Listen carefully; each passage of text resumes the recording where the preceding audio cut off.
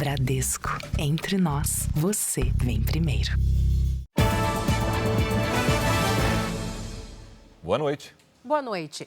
Um empresário suspeito de chefiar uma quadrilha que comprava carros em nome de laranjas teve a prisão decretada pela Justiça. Outros 2 suspeitos de participação nas fraudes também foram alvos de uma operação hoje em São Paulo. Lucas Albino Evangelista foi preso no início da tarde em Mauá, região metropolitana de São Paulo. Ele é suspeito de fazer parte de um esquema que usava concessionárias de veículos para aplicar fraudes. Lucas é considerado o braço direito de Denis Mobile Costa, que foi alvo da operação no fim de janeiro.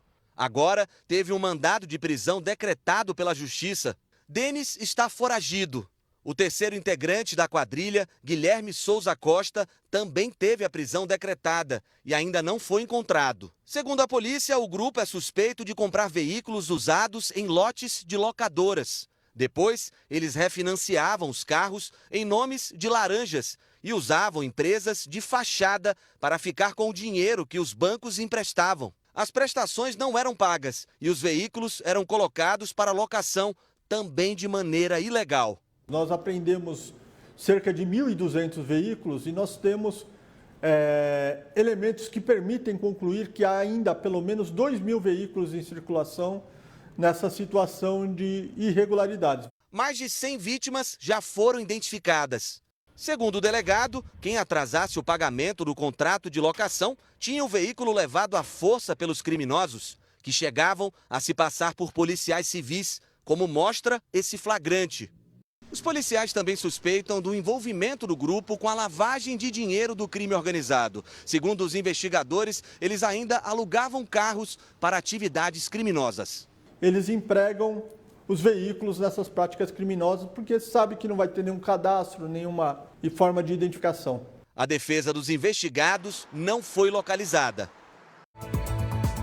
Donald Trump e Volodymyr Zelensky batem boca e reunião termina sem acordo para o fim da guerra na Ucrânia. You're gambling with World War III, and what you're doing is very disrespectful to the country.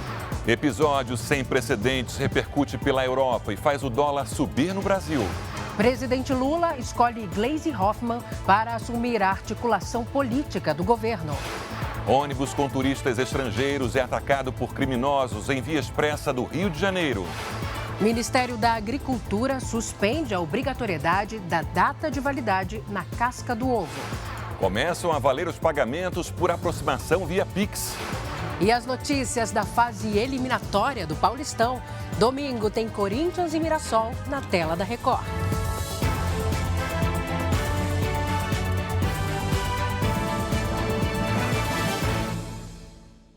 Oferecimento Consórcio Bradesco. O que mais contempla no país, contrate pelo app.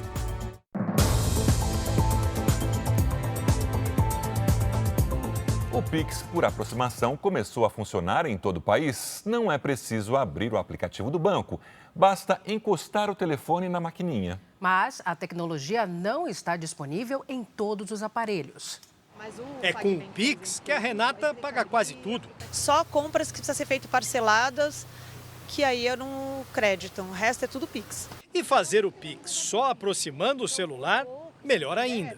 Segurança mais rápido, melhor. O Pix por aproximação funciona como nas operações feitas com cartões de crédito e débito. Não é preciso abrir o aplicativo do banco. Isso é muito positivo, porque, por exemplo, você diminui as filas. O atendimento é mais rápido. Esse atendimento sendo mais rápido, você melhora a satisfação do consumidor. Para começar a fazer pagamentos por aproximação é bem simples. É só o consumidor abrir o aplicativo da carteira digital no celular e cadastrar o Pix. Depois, confirmar a opção no aplicativo do banco.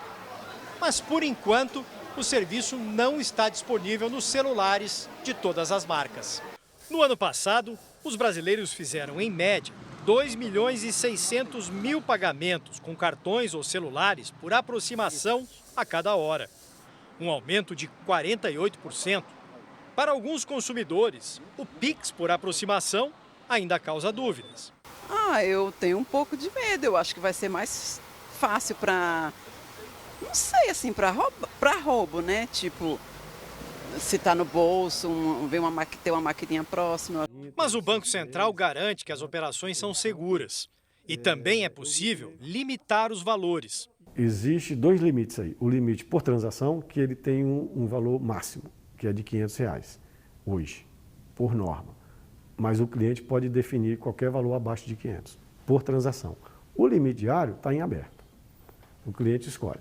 Se a tecnologia simplifica os pagamentos, este economista recomenda cuidado para a facilidade não virar descontrole. Na medida em que você vai se afastando da relação mais concreta com o dinheiro, ou seja, do dinheiro, do cartão, quanto mais fácil é a forma de pagamento, mais provável que ele realize aquela compra por impulso.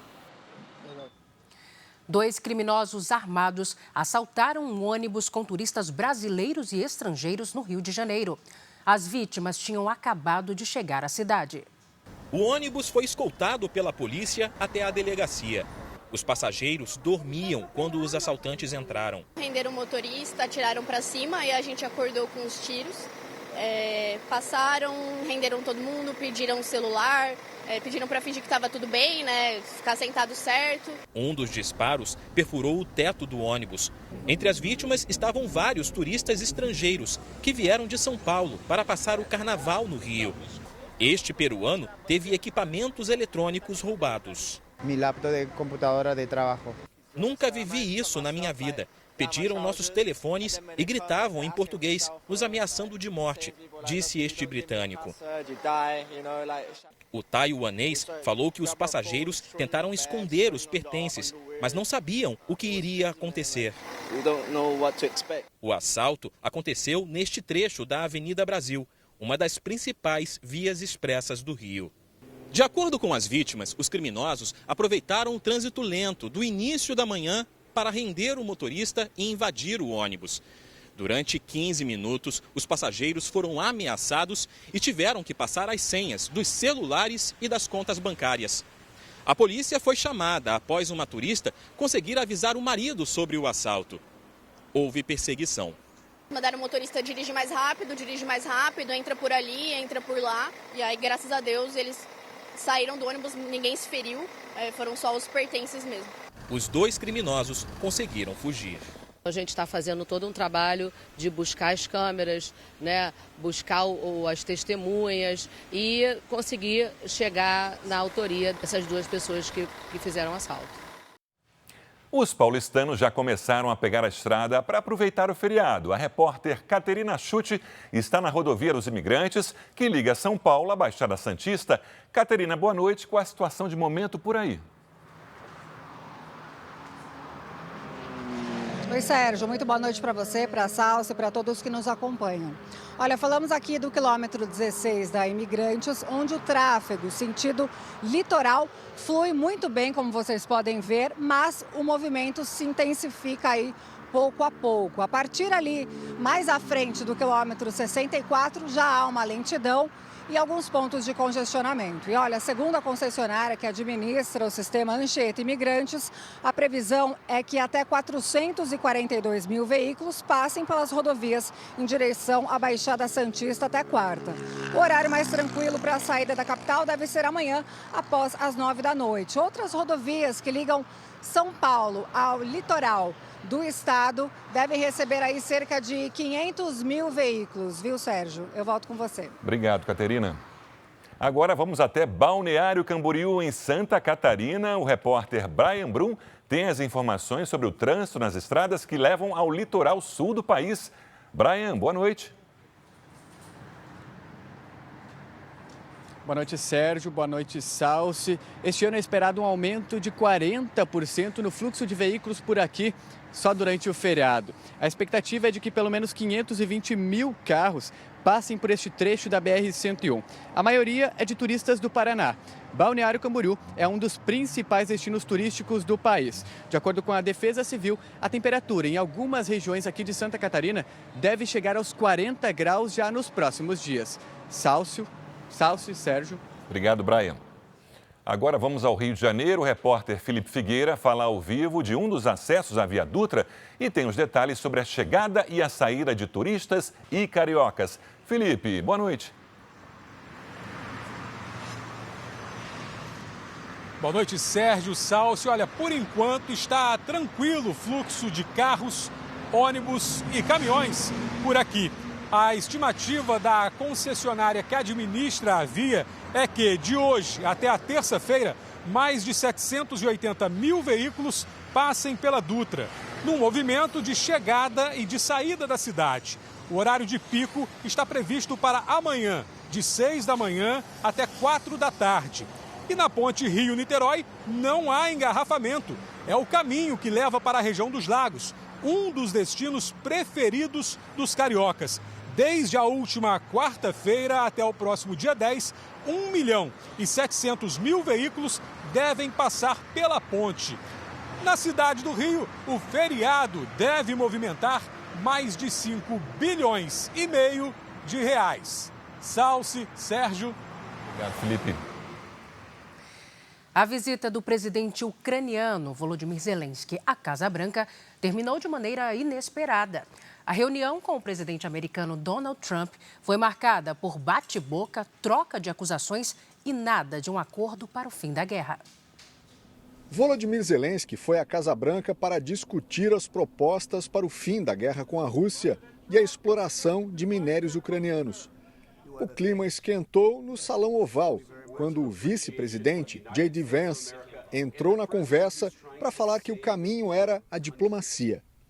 Zelensky questionou que tipo de diplomacia seria, se desde 2014 o presidente russo, Vladimir Putin, foi tomando territórios da Ucrânia e ninguém o impediu. He broken this ceasefire. He killed our people and he didn't exchange prisoners. We signed the exchange of prisoners, but he didn't do it. What kind of diplomacy, JD, you are speaking about? What do you mean? I'm talking about the kind of diplomacy that's going to end the destruction of your country. Yes, but if you Mr. President, with respect, I think it's disrespectful for you to come into the Oval Office and try to litigate this in front of the American media. You should be thanking the president for trying to bring it into this conflict. During the war, everybody has problems. Even you, but you have nice ocean and don't feel now, but you will feel it in the future. God bless. You don't know that. God bless. God bless. You will not have a war. Don't tell us what we're going to feel. We're trying to solve a problem. Don't tell us what we're going to feel. I'm not telling you. Because you're in no position to dictate that. Em outro momento, Trump acusou Zelensky de estar se aproximando da Terceira Guerra Mundial. You've allowed yourself to be in a very bad position, and he happens to be right about it. From the very beginning of the war. You're not in a good position. You don't have the cards right now. With us, you start having cards. Right now, you don't. You're playing cards. You're playing cards. You're gambling with the lives of millions of people. You're gambling with World War III. You're gambling with World War III. And what you're doing is very disrespectful to the country, this country. That's back to you. Far more than a lot of people said they should have. It's going to be a very hard thing to do business like this. Trump ainda chegou a dizer diretamente a Zelensky: ou você faz um acordo, ou estamos fora. O presidente ucraniano deixou a Casa Branca sem discutir as negociações para o fim da guerra e sem assinar o acordo de minerais, que seria uma compensação pelo apoio americano enviado à Ucrânia no conflito.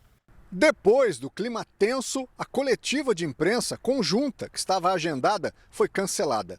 Pelas redes sociais, o presidente Trump disse que a reunião foi significativa e voltou a afirmar que Zelensky desrespeitou os Estados Unidos. Mas acrescentou que o presidente ucraniano pode voltar quando estiver pronto para a paz. Já Zelensky publicou: a Ucrânia precisa de uma paz justa e duradoura e estamos trabalhando exatamente para isso. Antes de viajar para a Flórida, Donald Trump disse a jornalistas que o presidente ucraniano forçou a barra. Trump acrescentou que quer um cessar-fogo agora e que Volodymyr Zelensky se opõe a uma trégua. Depois do bate-boca na Casa Branca, líderes europeus saíram em defesa do presidente ucraniano. Já a Rússia comemorou a postura do presidente Donald Trump. A porta-voz da diplomacia russa, Maria Zakharova, afirmou em uma rede social: "Acho que a maior mentira de Zelensky é a declaração na Casa Branca de que o regime de Kiev em 2022 foi deixado sozinho, sem apoio."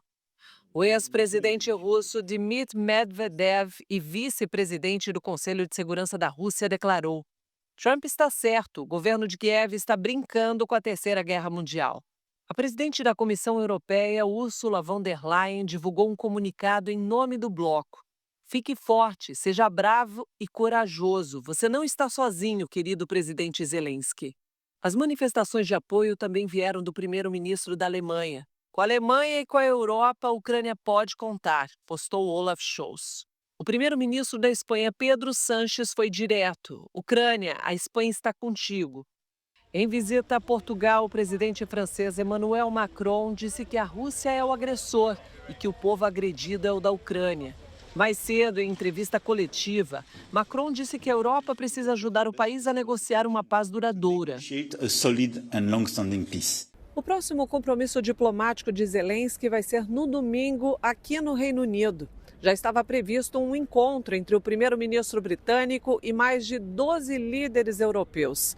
A reunião, focada na segurança da Ucrânia, agora ganha novo desafio: encontrar uma resposta para a crise aberta nas relações entre Washington e Kiev. O Trump dá indicações de que ele busca uma nova ordem global em que a Europa, além de ser um ator secundário, deve estar subordinado não apenas ali o continente europeu, às vontades de Trump, mas também às vontades de Vladimir Putin, que dentro dessa lógica se torna um ator legítimo novamente na política internacional. Veja a seguir: presidente Lula anuncia Gleisi Hoffmann como ministra das Relações Institucionais. E ainda hoje, levantamento obtido pelo Jornal da Record mostra que 2024 foi o ano com o maior número de acidentes com aviões em 10 anos no país.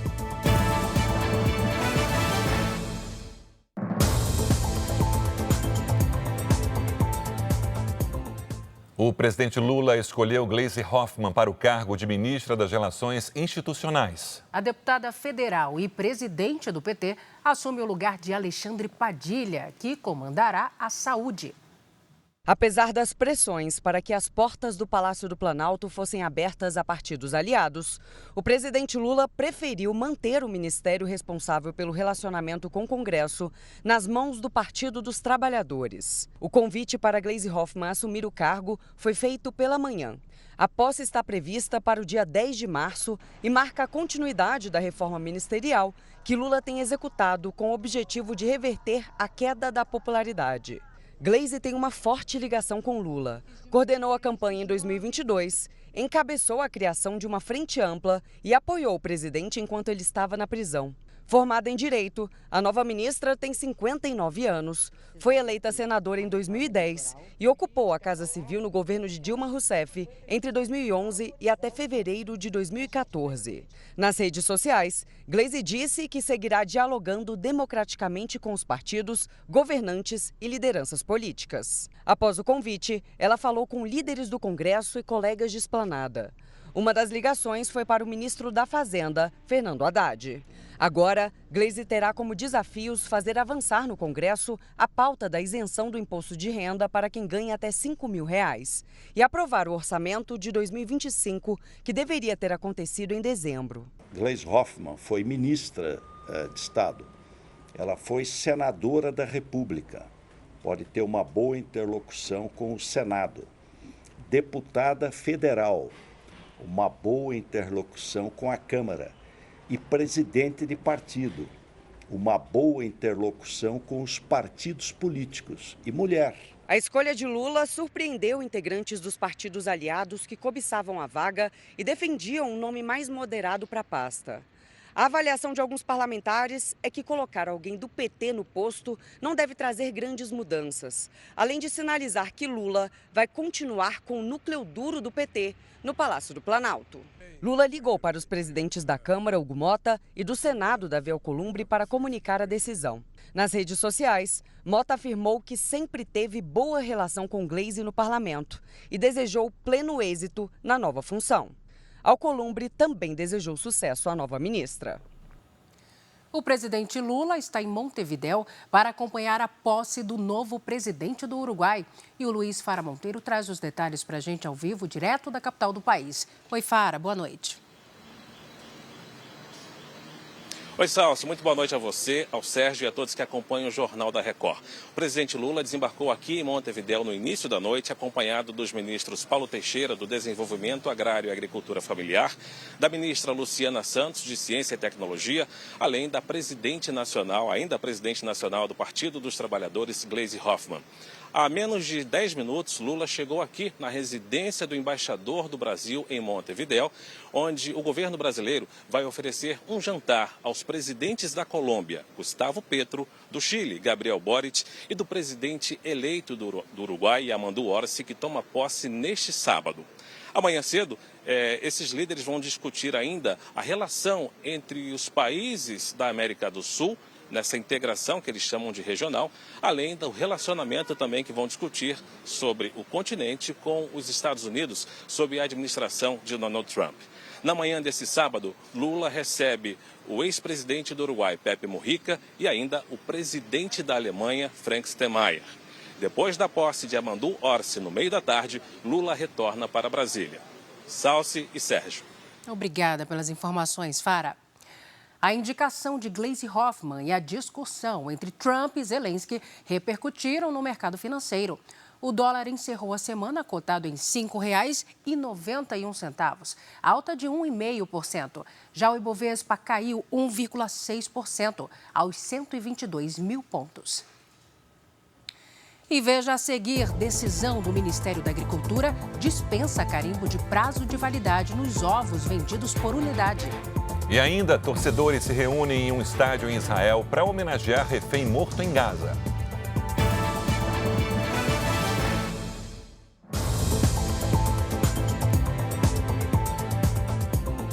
Em 2024 foi o ano com mais incidentes aéreos da última década no Brasil. Foram mais de 2.400 e nesse início de ano já houve quase 300 ocorrências.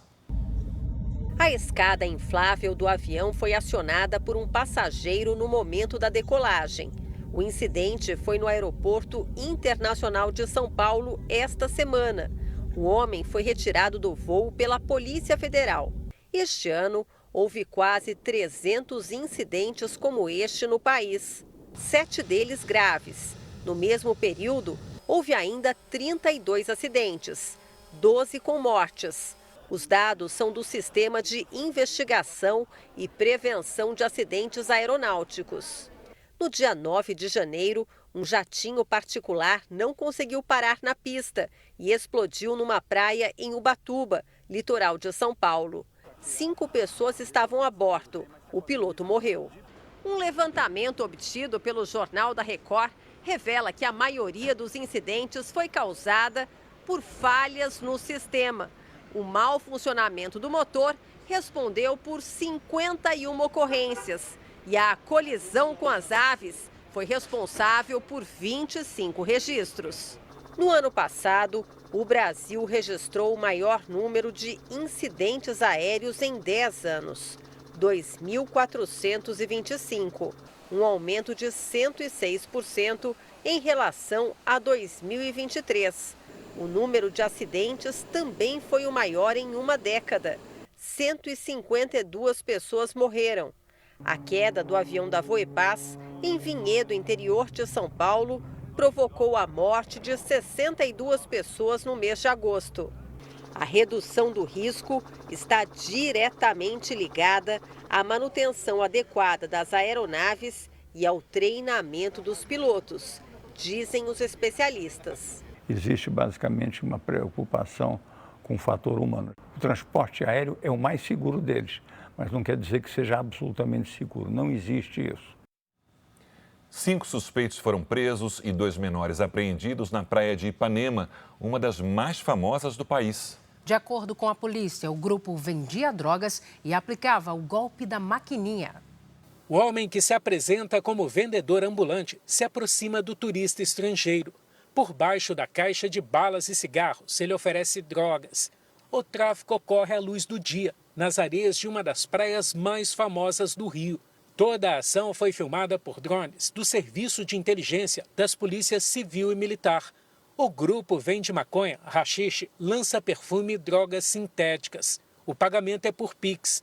Cigarros eletrônicos contrabandeados também são negociados. 7 dos suspeitos que aparecem nas imagens foram identificados e levados para a delegacia. 2 deles são menores. A quadrilha vai responder por tráfico de drogas e estelionato, porque eles também aplicavam o golpe da maquininha. Com equipamento como esse nas mãos, os criminosos adulteravam os valores lançados na compra de produtos. A pessoa comprava alguma coisa, eles passavam um valor trocado, aumentava esse valor, R$80 passava 800, e às vezes a pessoa só ia se dar conta depois. Para evitar os assaltos, muita gente sequer anda com dinheiro. Por isso, na praia, tem sido frequente o uso da maquininha com cartões de débito e crédito. O consumidor tem que estar atento para não ser lesado. Sempre confirmo antes de colocar a senha para fazer o pagamento, sempre confirmando os valores. Câmeras de reconhecimento facial ajudaram a polícia a prender 8 foragidos da justiça no primeiro dia de carnaval em Salvador. Segundo a Polícia Militar, a tecnologia também ajudou a reduzir em 40% o número de roubos em relação ao ano passado. Para entrar na festa em Salvador, todo mundo é revistado. São 47 portais como este, com câmeras de reconhecimento facial, que ajudam a polícia a localizar foragidos da justiça. Mesmo tendo que enfrentar fila, esta turista de Minas Gerais aprovou a ação preventiva. Eu acho que isso dá mais segurança para quem vem brincar, né? Possibilita a polícia também rastrear quem está foragido. Então, sou muito favorável. Mais de 600 câmeras monitoram o carnaval em Salvador. Só no primeiro dia, 8 pessoas foram presas com a ajuda do sistema da Secretaria de Segurança Pública. Os capturados tinham mandados de prisão por tráfico de drogas e roubo.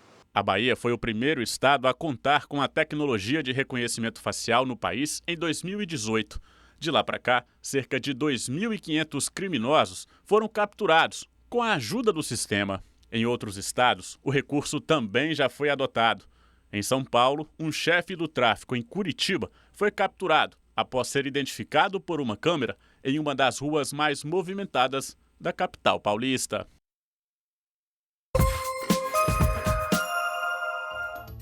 A Polícia Federal cumpriu 2 mandados de busca e apreensão e bloqueou mais de 30 milhões de reais durante uma operação contra a lavagem de dinheiro do tráfico de drogas. A ação aconteceu em 2 cidades de São Paulo. Relógios de luxo, dinheiro em espécie e até cavalos foram apreendidos. Ninguém foi preso. Um ônibus pegou fogo na rodovia Presidente Dutra, em Guarulhos, na Grande São Paulo. Os passageiros e o motorista conseguiram escapar sem ferimentos. O trânsito não precisou ser interditado. As causas do incêndio são investigadas. Em Cumaru do Norte, no Pará, a Polícia Federal fez uma operação contra a extração de madeira em um território indígena. Toras de madeira e 4 caminhões foram apreendidos. Os responsáveis foram identificados, mas ninguém foi preso. Uma decisão do Ministério da Agricultura dispensa as etiquetas de prazo de validade nos ovos vendidos soltos. Fácil de preparar, saboroso, uma riqueza em forma de proteína. O ovo é um dos alimentos mais completos do mundo. Para fazer salada de maionese, ovo cozido para pós-academia, pré-treino. No Brasil, a produção de ovos deve chegar a 59 bilhões de unidades neste ano. Como é perecível, com validade de até 30 dias, as etiquetas com data são obrigatórias nas bandejas do produto. No início de fevereiro, o governo federal pediu que cada uma das unidades também fosse carimbada com as informações. Mas, após repercussão negativa da proposta, o Ministério da Agricultura suspendeu a decisão. O carimbo nos ovos a granel poderia facilitar o rastreio do alimento, a fiscalização sanitária e até evitar intoxicações. Mas, para se adaptar à medida, os produtores teriam de investir em equipamento. Com o custo de produção mais alto, adivinha quem sentiria ainda mais o impacto no bolso? O consumidor, é claro. Não é só a máquina, é a máquina e a tinta, né? Que vai no ovo, né? De acordo com a Associação de Proteína Animal, o brasileiro consome, em média, 212 ovos por ano. Com alta de mais de 40% no preço, consumidores de Teresina, no Piauí, fizeram fila em frente a uma distribuidora. O objetivo é comprar o produto com preço mais em conta. Aqui, a diferença de preço chegou a R$ 12 na bandeja. Ei, consegui comprar! Fevereiro termina como o mês mais quente para os paulistanos desde 2014. Assunto para Giovana Rizardo. Giovana, boa noite. Quando esse calorão vai dar uma aliviada? Só na segunda quinzena de março, Salsi. Por enquanto, o mês começa com temperaturas acima da média em quase todo o país. Boa noite para você. Boa noite, Sérgio.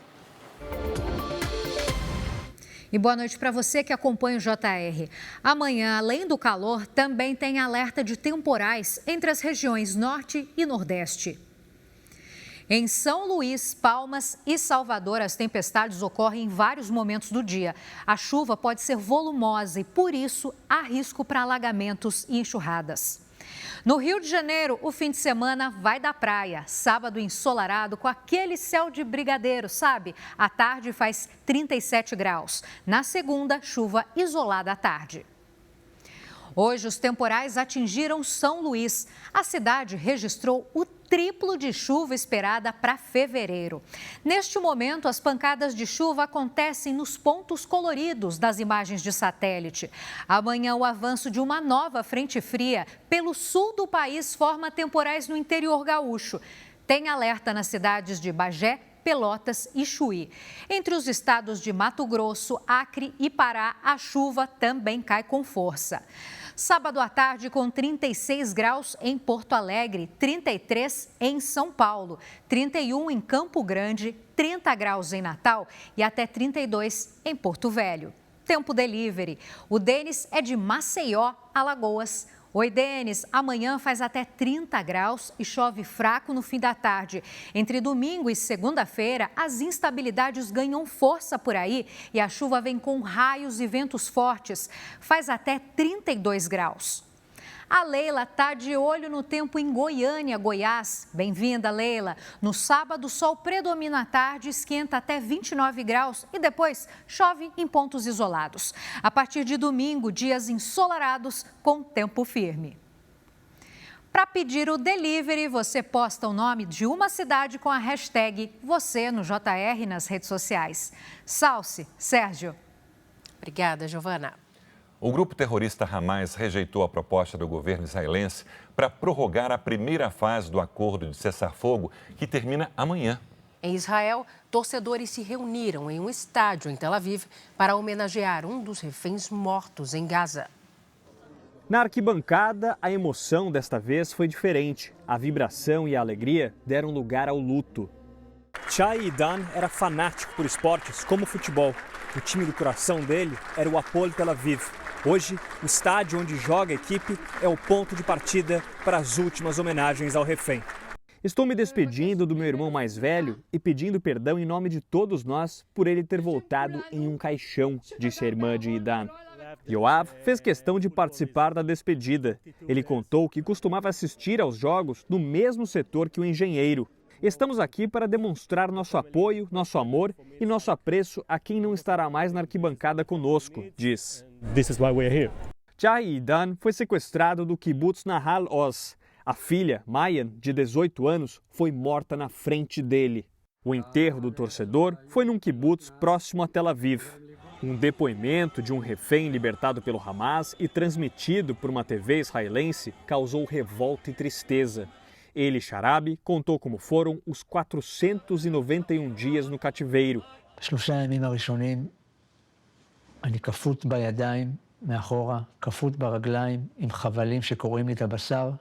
Ele disse que passou muita fome. אילנה, את יודעת מה זה לפתוח מקרר? זה עולם ומלואו. או ירק, או ביצה, או מים, או שק לחם. על זה אתה חולם כל יום. Veja a seguir, trabalhadores demitidos que escolheram saque aniversário do FGTS vão poder retirar valores bloqueados a partir da semana que vem. E no esporte, vai começar a fase eliminatória do Campeonato Paulista. Domingo, tem Corinthians e Mirassol com transmissão da Record.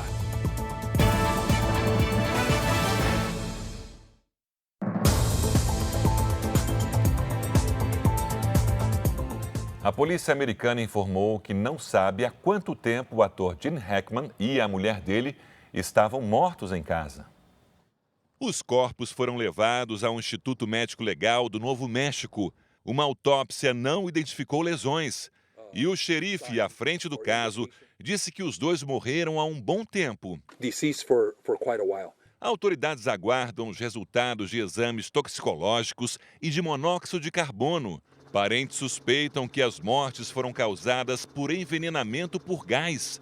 Mas os bombeiros não identificaram nenhum vazamento na casa. Segundo a imprensa americana, os corpos do casal estavam em cômodos diferentes e havia comprimidos espalhados pela casa. Um dos cachorros da família também morreu. A polícia trata o caso como suspeito.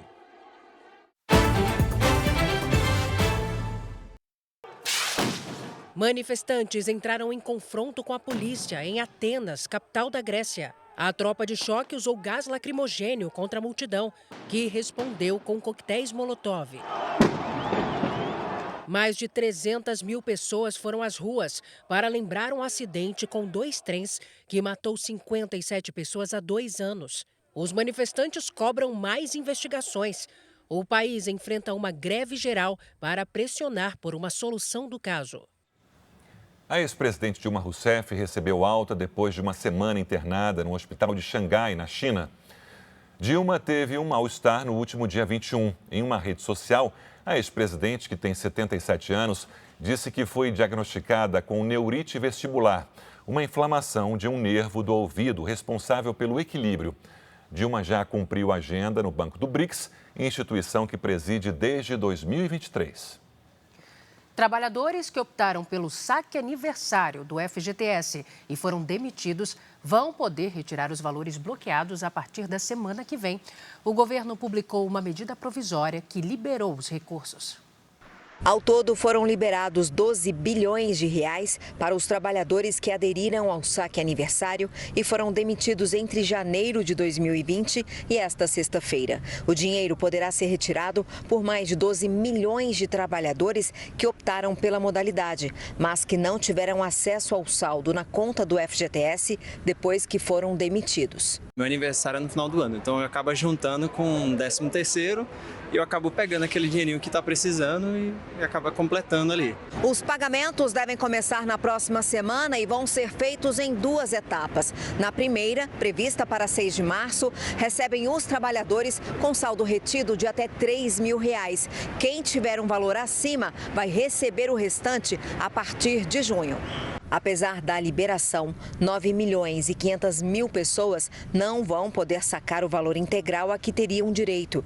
É que o saldo usado como garantia para empréstimos consignados não poderá ser desbloqueado e o valor contratado vai ficar na conta para quitar o débito. Para a Viviane, o dinheiro sacado no mês do aniversário fez falta na hora da compra da casa própria. Eu aconselho a não pegar, por minha experiência própria, eu não pegaria novamente. Lançado em 2020, o saque aniversário permite ao trabalhador retirar parte dos recursos do FGTS no mês de aniversário. Em caso de demissão, apenas a multa rescisória de 40% pode ser sacada. O saldo restante permanece bloqueado por 2 anos. O Ministério da Gestão e Inovação divulgou com 10 horas de atraso o resultado do concurso nacional unificado. Segundo o Ministério, a banca responsável pelas provas precisou de mais tempo para processar as listas por causa dos candidatos que garantiram classificação na Justiça, o que afetou a posição dos outros candidatos.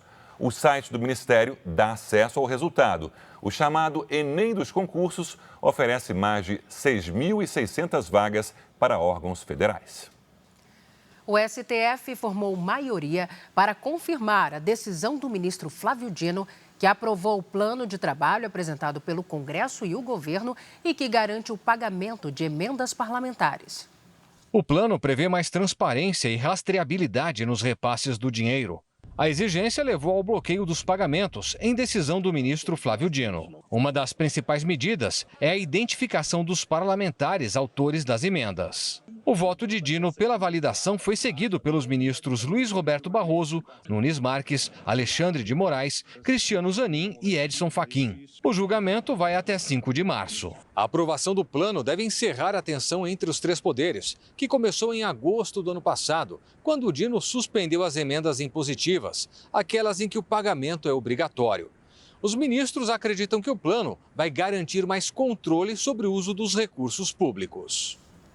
O ministro Alexandre de Moraes negou hoje um pedido da defesa do general Braga Neto para ter acesso integral à delação premiada do ex-ajudante de ordens, Mauro Cid.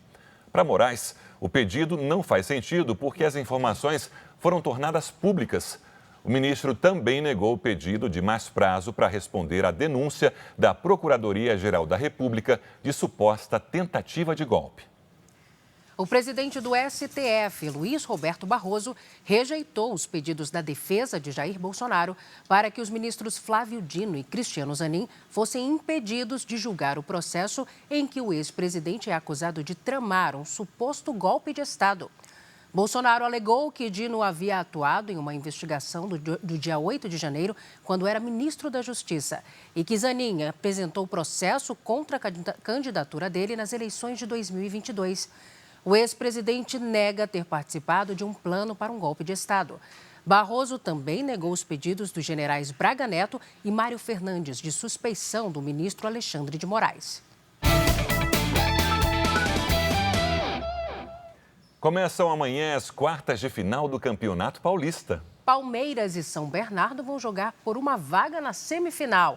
No domingo, Corinthians e Mirassol se enfrentam. A partida será transmitida pela Record a partir das 6 da tarde. Bruno Lohanza, a partir de agora, só jogão, hein? Boa noite. Olá, Sérgio, boa noite para vocês, para todos que acompanham o Jornal da Record. Não tem a menor dúvida, agora é só jogaço. O Corinthians, time de melhor campanha na primeira fase, vai entrar com força máxima e embalado pela classificação suada na Libertadores. E logo na abertura das quartas de final, vai ter o duelo entre o segundo e o terceiro colocados na classificação geral. A classificação que só veio na última rodada é página virada no Palmeiras. O tricampeão paulista trabalha firme pelo quarto título seguido do estadual. Suspenso na última rodada, o zagueiro Murilo vai voltar ao time titular de Abel Ferreira. Cada vez eu me sinto mais à vontade, mais em casa aqui no Palmeiras para a gente conseguir esses títulos aí e poder dar alegria para toda a torcida. O Verdão vai jogar amanhã contra o São Bernardo fora de casa. No Corinthians, o técnico Ramon Dias ainda tem algumas dúvidas sobre o time titular. Isso não vale para Breno Bidon, que com menos de um ano como jogador profissional se tornou peça-chave no clube. A concorrência é muito grande, né? Por se tratar de Corinthians, sempre vai ser, né? O único problema disso aí é do Ramon, né? O Corinthians fez a melhor campanha na primeira fase do Paulistão. Foram 27 pontos e apenas uma derrota. O desafio agora será eliminatório contra o Mirassol no domingo. O aproveitamento faz corintianos sonharem com um título estadual que a torcida não comemora há 6 anos. Acredito que no futebol é uma junção de coisas, né, para trazer o resultado, né? É o mental, o físico, a qualidade, a união do time, e acredito que a gente tá muito bem quanto a isso. O Santos vai jogar contra o Red Bull Bragantino no domingo, na Vila Belmiro. O time deposita as esperanças no trio Neymar, Tiquinho e Guilherme, o artilheiro do Paulistão. Fazer um grande jogo, né, com a nossa vila lotada, para a gente classificar e dar mais um passo em busca do nosso título. O São Paulo será o último dos grandes a entrar em campo. O duelo vai acontecer segunda-feira contra o Novo Horizontino. A equipe vai contar com as voltas de Enzo Dias e Alisson. O tricolor não se classifica para a semifinal do Paulista desde 2022. O Palmeiras, enfim, anunciou a contratação do atacante Vitor Roque. O jogador foi comprado por mais de 150 milhões de reais e se tornou a maior negociação do futebol brasileiro. Abel Ferreira e a torcida palmeirense cansaram de pedir um centroavante de peso. Faltam peças no nosso quebra-cabeças e nós vamos Vamos continuar a trabalhar em cima disso, pelo menos assim espero. E o desejo foi atendido no último dia de inscrições, depois de uma negociação complicada que envolveu um time de 8 advogados. E deu certo. Fala, família Palmeiras, Vitor Roque aqui, passando para falar que estou muito feliz de estar fechado com o Verdão. Vitor Roque pertencia ao Barcelona, mas estava emprestado ao Betis, também da Espanha. Vitor Roque é a compra mais cara do futebol brasileiro. Por 80% dos direitos econômicos do atacante, o Palmeiras pagou 25,5 milhões de euros, o equivalente a 155 milhões de reais. O clube ainda vai ter que desembolsar mais 30 milhões de reais em bônus, que dependem da atuação do jogador. A negociação do centroavante superou a do argentino Thiago Almada, contratado pelo Botafogo no meio do ano passado por quase 140 milhões de reais. E de Paulinho, que chegou ao Verdão no início do ano e foi comprado por 115 milhões de reais. O presente dos palmeirenses chega justamente no dia em que Vitor Roque completa 20 anos. O Vitor Roque é um nome, é um jovem com potencial de mercado ainda para o Palmeiras conseguir reinvestir o dinheiro que está investindo no Vitor. A necessidade do Palmeiras é ter um 9 realmente que chame a atenção e que nos momentos decisivos possa aparecer. Depois de 2 meses sem técnico, o Botafogo apresentou hoje o português Renato Paiva. O treinador de 54 anos já trabalhou no Bahia em 2023. Ele vai ter um mês inteiro para tentar reorganizar o Botafogo, já que a equipe só voltará a campo no fim de março, na estreia do Campeonato Brasileiro. Tenho a certeza absoluta que os torcedores vão ficar muito orgulhosos na forma como o Botafogo e os seus jogadores os vão representar dentro do campo. Paiva acompanhou ontem do estádio a derrota do Botafogo para o Racing da Argentina na final da Recopa Sul-Americana. A torcida protestou contra a administração do clube. Houve briga entre seguranças, policiais militares e torcedores. A CBF divulgou hoje a pré-lista dos convocados da seleção brasileira para os jogos contra a Colômbia e a Argentina pelas eliminatórias da Copa do Mundo. E Neymar está entre os 52 nomes. A convocação final vai ser no dia 7 de março. Salce, Sérgio. Obrigada, Bruno. E nós ficamos por aqui. À 00:30 tem mais Jornal da Record. Fique agora com a novela Força de Mulher. E logo depois de Gênesis, você acompanha o episódio especial da série Reis. Você vai ver o desfecho da batalha entre israelitas e amonitas. Não perca. Boa noite para você. Cuide-se. Boa noite e até amanhã.